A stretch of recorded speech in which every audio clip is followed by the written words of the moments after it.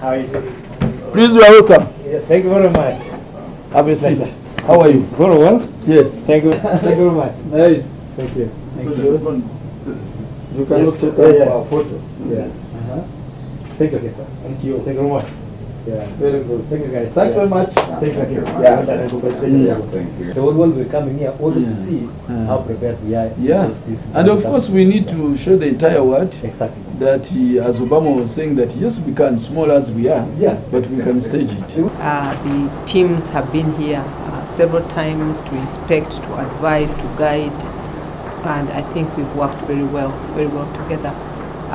Most of the preparations are ongoing. Some have been completed, as you must have been briefed, and we're now just waiting to do the final touches and have the event happen.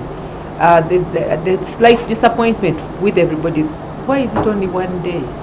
You know, people wish it was like a week because of the level of excitement and preparation. World Cross Country Championship, economic development, social development, contact and marketing our country.